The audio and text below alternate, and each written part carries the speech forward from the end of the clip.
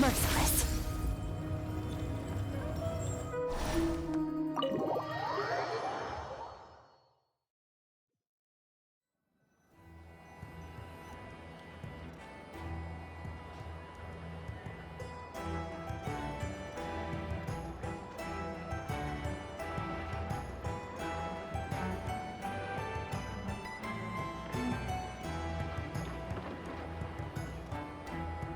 Are we sure Yehoda's alright? She looked totally crushed just now. She'll be fine. She's just in shock. But one thing's for sure. The Curatorium's professional standards are beyond question. The fact that she only requested 1 day to prepare says it all. As an apology, I'll ask my animal friends to help her out more often in the future. Also, thank you for being honest with me. It means a lot. Was it really, though? As far as I see it, trusting your family is never wrong. In this case, let's call it a misjudgment. But the truth is, we all make mistakes every now and then. What matters is how we deal with the consequences. So, in return for your sincerity, there's something I'd like to share with the two of you as well. Oh? What is it? Perhaps it is something best said under the moon's gentle light. Would the two of you meet me on Hisi Island tonight? Oh, it does sound important. You're right, there's too many people here. Somewhere quieter makes a lot more sense. Thank you both for understanding. Then let us meet beneath the moonlight.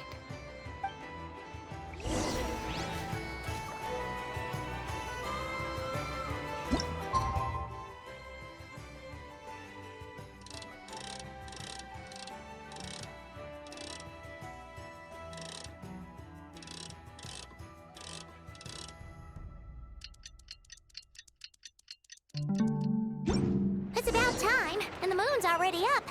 Let's head over to the place we agreed to meet Lauma.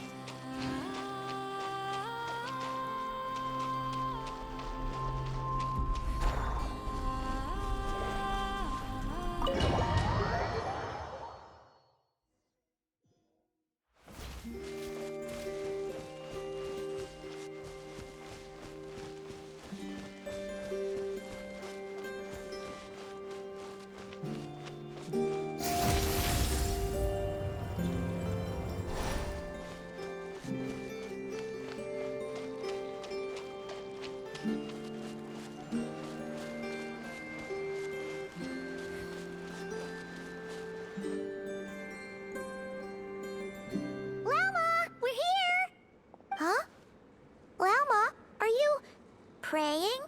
I am indeed. For the moment I was born, my people exclaimed, "Behold, eyes like the moonlit tide, antlers like the crescent moon, and blood that glimmers silver as the moon's reflection." From as far back as I can remember, I was revered as the Frost Moon's emissary and the Moontide Maiden. The first words I ever learned were prayers to the Frost Moon. The first gestures, those of our sacred rites. Wow, that must have been tough. Back then, I didn't know any better. It all just seemed so natural. The Frost Moon Scion's bloodline has long since begun to run thin. Nowadays, even those of us with antlers are few and far between, let alone those attuned to the power of Kuvaki. But I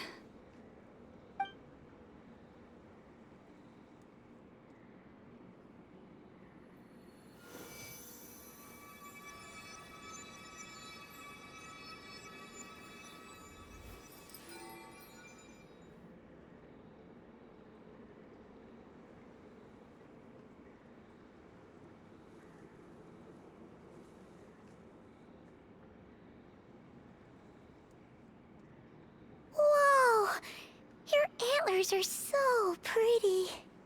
They say it's an extraordinarily rare condition. Once in a century, if that. I am unusually sensitive to the moonlight, as well as to the Kuvaki's ebb and flow. As a child, I could barely sleep because of it. Oh no! It was that serious? To others, fluctuations in Kuvaki are something you easily get used to, like a gentle tide lapping away at the shore. But to me, that same tide is a towering tsunami, a surging swell crashing against me. Of course, as the years went by, I learned how to suppress my senses and my power, enough to keep it all from overwhelming me. But because of that, I also had to walk the path of concealment. Concealment? From the moment I was first taught to pray, my kin would point up to the night sky telling me, "That, Lauma, is the frost moon, the last of the moons, the sole surviving truth." But I would ask them in response, why? Why can't I feel anything from it at all? Later, I came to understand that they simply could not tell where the real tide was coming from. They couldn't sense it. The true moon, beyond the sky's veil.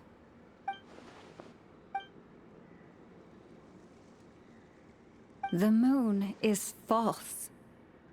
I reached that conclusion long ago. But there was no one I could tell. Not a single soul.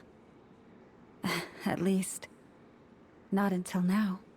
Am I the one who's wrong? Is it the moon that is false, or my own senses? I asked myself such questions time and time again.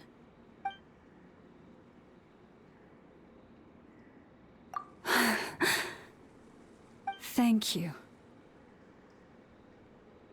When you called yourself a descender, I had a feeling you might be able to confirm what I had always suspected. And now that you have, it's exactly as I imagined. I feel relieved. Oh, Paimon kinda gets why you couldn't tell anyone now. It's not easy to change people's minds on something they've believed for hundreds of years. That's what I meant by concealment. I knew too much, so I had no choice but to keep my people in the dark. Every prayer I offer feels like a lie to keep myself going.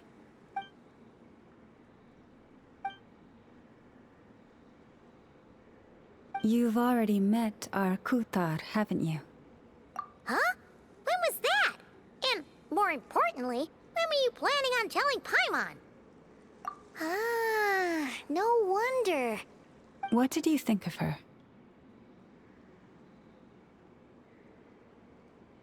What exactly do you mean by up in the clouds? I understand what you mean. She is quite indifferent to the world outside herself. But I find it hard to hold that against her.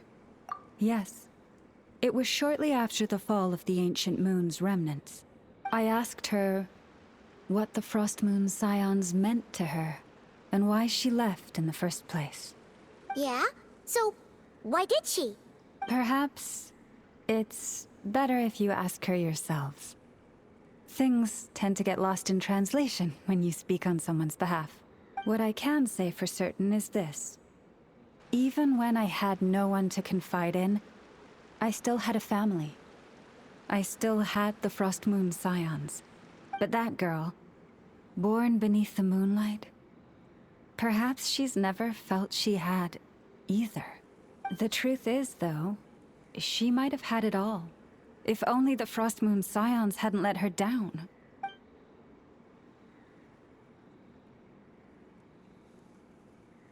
The Frost Moon Scions now walk a path of error. They offer their prayers to a false moon, and to a goddess who can no longer answer them. I want to change all that. But with the Fatui closing in on us day by day, the Frost Moon Scions must stand united, now more than ever. I just need to wait for the right moment. Lady Lauma! Lady Lauma! Cappy? Has Cardina's condition deteriorated again? Traveler, Paimon, we'll have to continue this conversation later.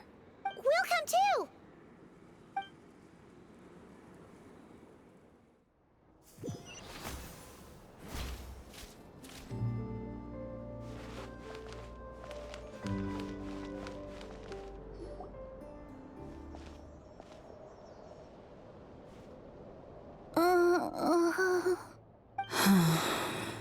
Why? Did I do something wrong? I've been praying to the moon goddess every day. Why isn't she getting any better? Cappy, I need you to wait outside. I'm about to start her treatment.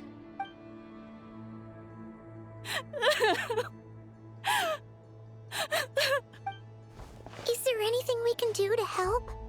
Just don't be alarmed by what you're about to see. And please, don't let her mother see it.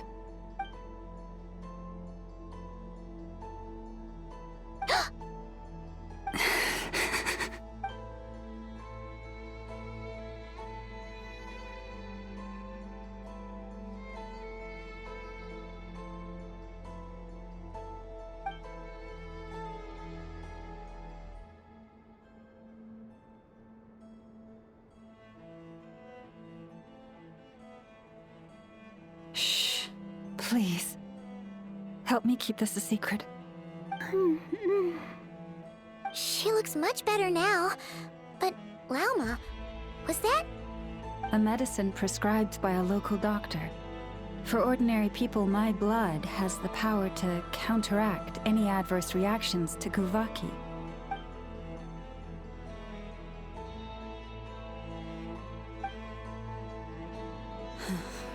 So, now you know another of my little secrets.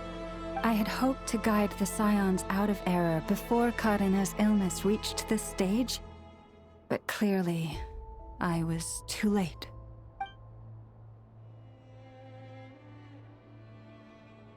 My life is as hidden from sight as the far side of the moon. Yet people only look to the bright side for guidance. If the day ever came when the two sides were reversed, could they truly accept it?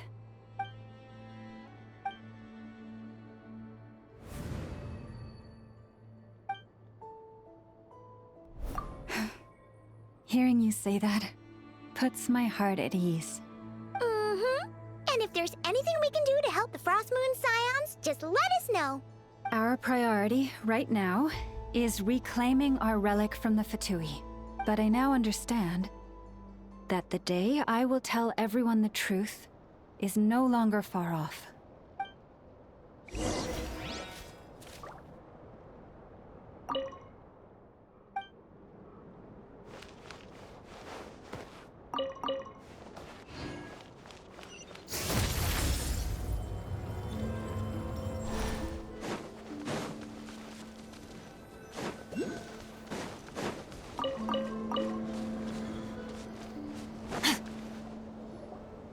Wow! Paimon would never have guessed Lauma had all that bottled up inside. Hey! Watch your step! Ah! What's wrong? Oh, you scared Paimon. You scared me there too. Almost stepped right into one of my traps. A trap? Why would you leave a trap somewhere like this? Well, it's not like this is a main path. And besides, we Frost Moon Scions would recognize it instantly. Alright. You don't seem like you're with the Fatui, so I guess there's no harm telling you. Lauma asked me to set up these traps to keep the Fatui at bay. Oh! Come to think of it, their 3-day ultimatum is almost up now. Yes. Hopefully they'll back off when they realize we won't go down without a fight. Oh, you've done a lot for the Frost Moon Scions too, just like Lauma. Philomena? It's nothing. I was just wondering if any of this is really worth it. What do you mean? Our people So many are stubborn, stuck in their ways, clinging to a truth they refuse to even question. Do they really deserve everything Llama's doing for them? Afraid. Huh. I suppose. Maybe you're right. No. I shouldn't be saying this. Just forget it, okay? Bye. Huh? Why did I say all that? Or really, why am I still doing any of this? Either way, this will be my final night with the Frost Moon Scions. Wow, she sure took off fast. So, are we heading back to the flagship for a break, or what? Wait, you're not thinking of visiting that damsel light up in Cloud Cuckoo Land, are you? Huh. Given who she is, pushing her won't get us anywhere. Hey, why don't we... Let's bring her something tasty! If she doesn't want to talk, we'll have to win her over with food. Hey, no harm in trying. At the very least, it shows we're trying to be friendly. Let's see. How about an F's 9.12 out of 10 berries and fried meat, the Frost Moon Scion's boon of the day, and one of your signature dishes. Your choice. Should be a good mix of meat and veggies. There's bound to be something she likes.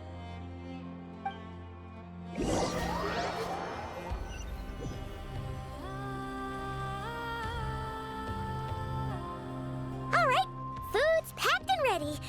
This is the place, right? Why does it feel like we're going to visit a patient? Oh, no. Take this seriously, Paimon.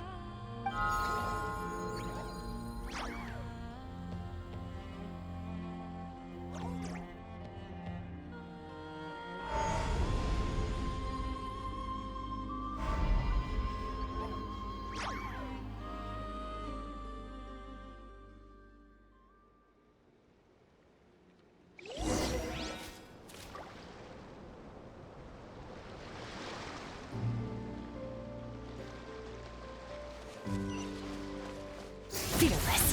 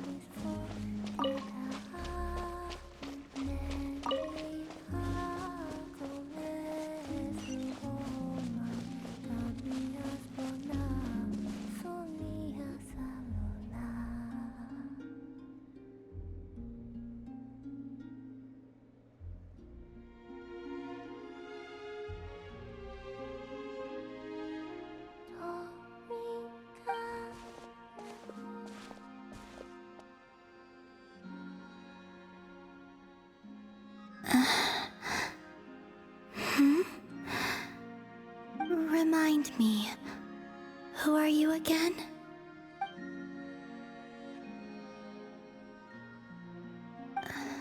A different one floats by your side today. A different one? What's that even supposed to mean? Ugh, there goes Paimon's perfect conversation starter. Hi there! Paimon is Paimon, and this is the Traveler.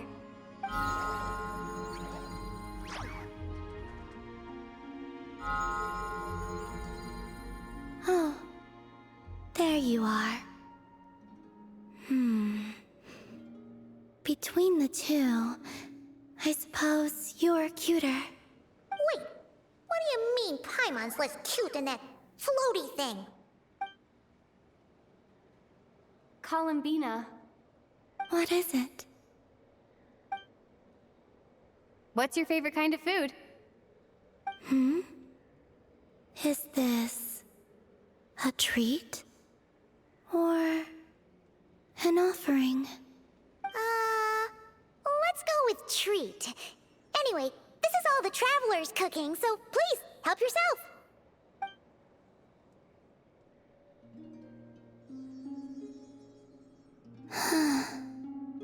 Oh, that wasn't exactly a yes, but she didn't turn it down either. What could she be thinking?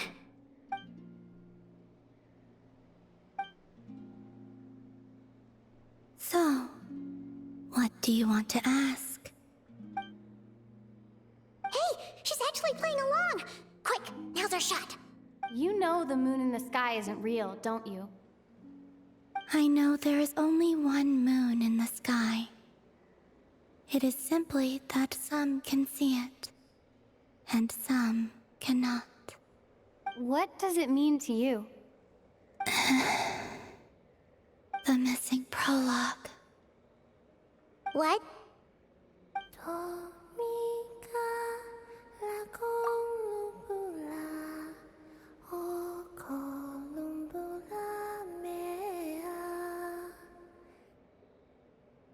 Huh? What does that mean? Isn't she going to explain herself? Can you tell me more about that melody? You were humming it last time too. It must be important to you.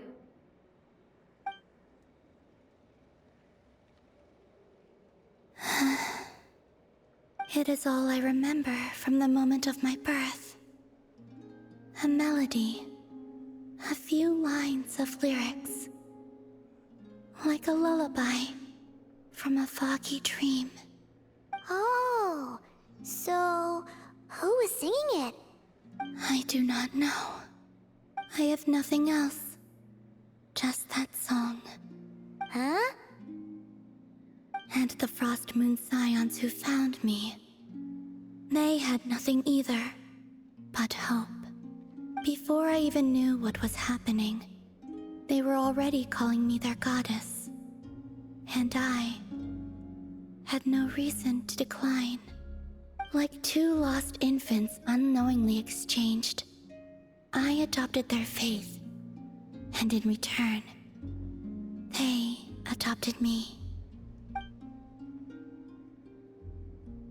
But my adoption drops you into the story halfway through.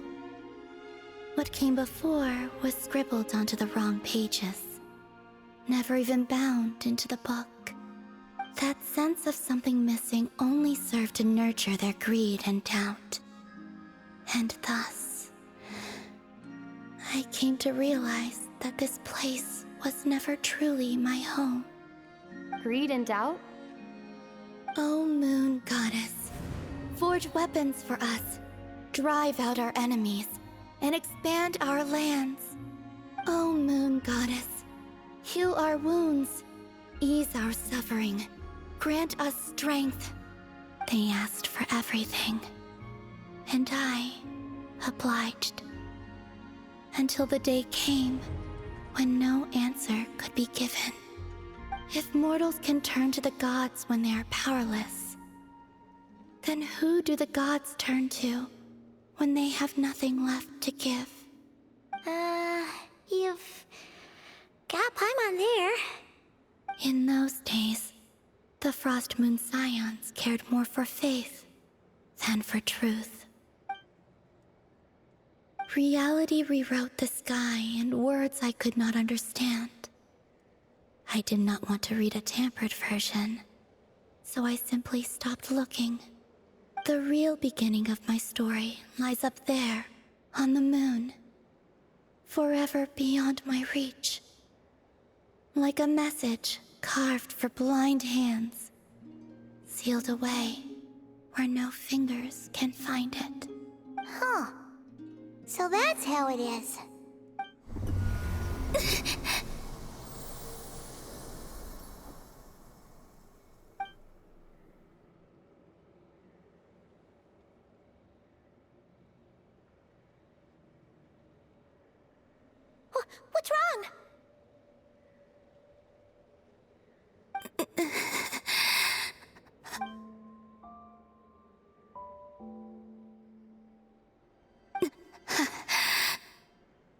you should go. What, now?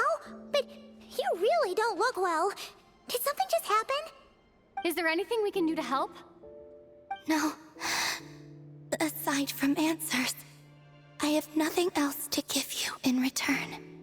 This is the price of running away from home a second time. Running away from home?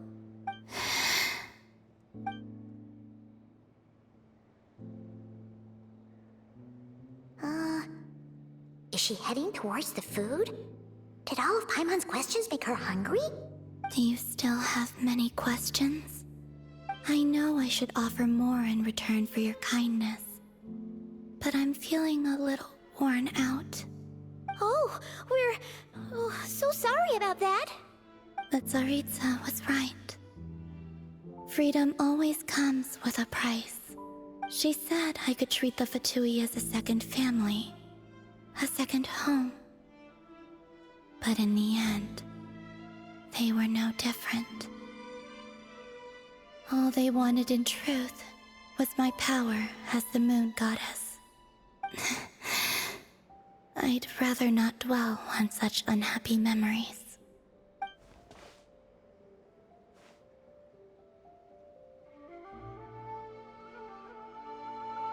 I have fulfilled my promise to the Tsaritsa, though it has used up much of my power. So you see, this has nothing to do with betrayal. So, you're just staying here for now, resting and recovering your strength? Yes, What about these flowers? they have grown in NOD-KRAI for many generations. They're highly sensitive to the ebb and flow of Kuvaki.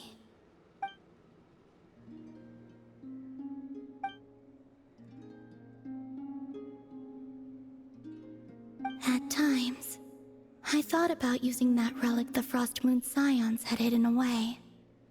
I could sense the power within it. But going out is such a hassle. People might see me, and I promised Lauma I wouldn't show myself to anyone. Besides, I know it's gone now anyway. Really? Lauma asked you to stay in hiding? Uh-oh, she's looking back at the food again. Paimon's still got some little crumb cookies here. You could have these for dessert if you wanted. Lauma said she wishes to change the Frost Moon Scions, which is why she asked me to stay out of sight. I don't really understand what she meant, and to be honest, it's not something that concerns me. But I wasn't planning to see anyone anyway. If they found their way here themselves, that's hardly my fault.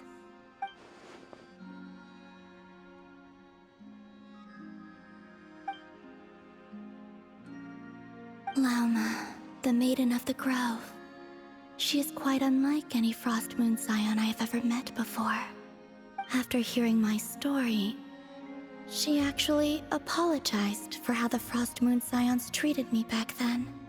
She told us she feels like she's been living on the far side of the moon. Is that so? I actually got the opposite impression. She's been keeping her true power hidden away, afraid that people might be dazzled by its brilliance, and that they'd no longer be willing to look her way.